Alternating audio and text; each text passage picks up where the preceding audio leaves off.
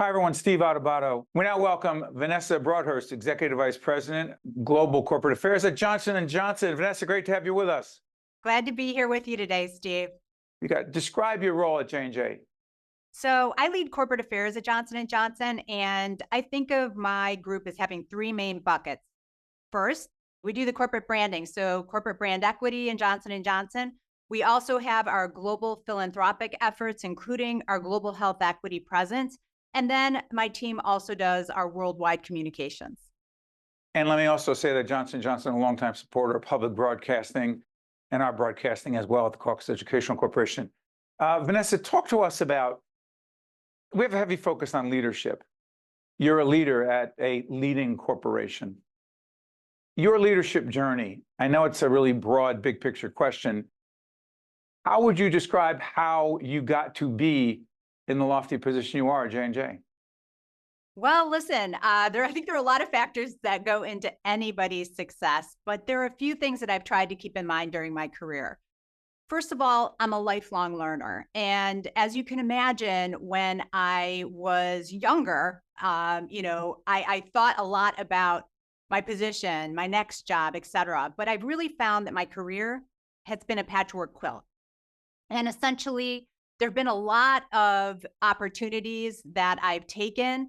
And sometimes I ask myself when I'm taking on new opportunities, that maybe seem a little bit dynamic, maybe a bit of a stretch. Hey, what's the worst thing that can happen? You can do it. You have to have confidence in yourself and continue to advance. I think the other things that have really helped me outside of my learning journey is I've had great mentors in the space. Everybody needs a kitchen cabinet. And I've had a set of great ones who have been able to advise me along the way.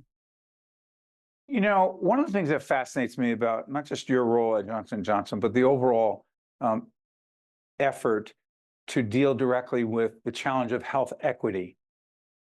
But it's not air quotes, it's real. Yeah. Talk about what the challenge is and how you and your colleagues are facing it directly. Sure. Well, thanks for the question. It's a great one, Steve. Health equity is tremendously important to us at J&J. Should be important to everybody. So the premise is, and really we saw this dramatically play out during the pandemic, is that unfortunately in the United States, there are Black and brown communities that don't achieve the same healthcare outcomes as other communities. A lot of this is multifactorial. It has to do with, where you grew up.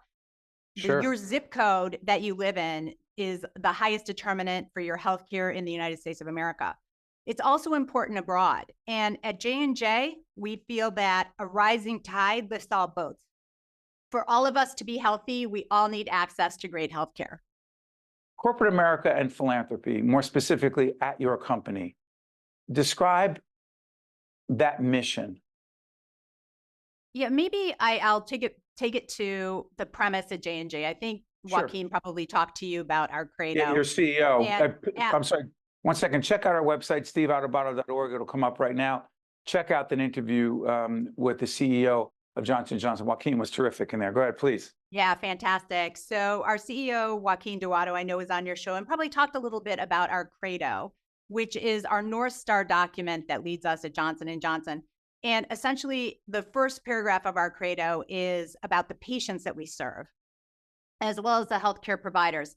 Second, our employees. Third, the communities in which we live and work. And if we do all that appropriately, we're going to benefit our stockholders. That third paragraph is about our communities in which we live and work. And that has been the principal document at J&J since its inception.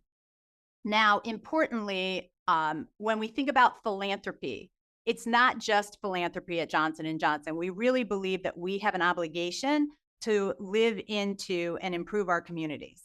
So we do a lot of philanthropic things at J&J. As a matter of fact, we have a very philanthropic workforce that has contributed, close to $23 million in the state of New Jersey, and we match that. $29 million into the state of New Jersey as a corporate match. We also have a number of different health equity initiatives.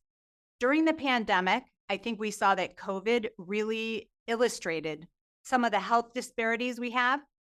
but also fundamentally how critically we depend on frontline healthcare workers. And J&J has a tremendous commitment to healthcare workers. We have basically supported nurses since our inception. There's a whole campaign that's been going on that J&J has supported around nursing, the nursing profession, well before COVID. Well before COVID. But during COVID, we decided to make a commitment of $250 million over 10 years to supporting frontline healthcare workers. As you said, Steve, we've been supporting nurses for decades and decades. Additionally, we have a program we call ORTHE for short, which is our Race to Health Equity. And that is ORTHE, our Race to Health Equity. It's an acronym. My bad. I apologize. That's okay. And, essentially, this is our 100, during the pandemic, we made a $100 million initial commitment to our Race to Health Equity, which was a commitment that we were going to do over 5 years. We actually, as of the end of last year, had spent $80 million on this initiative in the US, and it's really to change the course of health equity in the United States. It is supporting and partnering with many, many community-based organizations. At J&J, we know how to develop drugs and medical devices, and we like to have the expertise of the community come through and partner with different not-for-profit organizations to make sure that we are getting that local impact that we know is so desperately needed. And so beyond the philanthropic piece, the partnering is a big deal. The sharing of resources, the doing things together. A big part of our sister series lessons in leadership is talking about partnerships and how organizations, private sector, non-for-profits, they're able to do things collectively and together that neither one would ever be able to do alone. Vanessa Broadhurst from J&J, I want to thank you so much for joining us. We appreciate it. All the best. Thanks, Steve. Really appreciate your time. You got it. Stay with us. We'll be right back. One-on-One with Steve Adubato is a production of the Caucus Educational Corporation, celebrating 30 years in public broadcasting. Funding has been provided by NJM Insurance Group, RWJ Barnabas Health, Let's Be Healthy Together, New Jersey Sharing Network, the Turrell Fund, a foundation serving children, the Russell Berry Foundation, IBEW Local 102, the Port Authority of New York and New Jersey, Horizon Blue Cross Blue Shield of New Jersey, and by the Fidelco Group. Promotional support provided by NorthJersey.com and Local IQ, and by New Jersey Globe. If you register as an organ donor, you have the potential of saving up to 8 lives. And my neighbor passed away. His eyes were actually donated, and that person now can see. Not only can you save a life, but if something should happen to me and I'm no longer here, I know that in some small part, I'll live on in someone else. Say yes, save lives. Say yes, save lives. Say yes, save lives. Be an organ and tissue donor.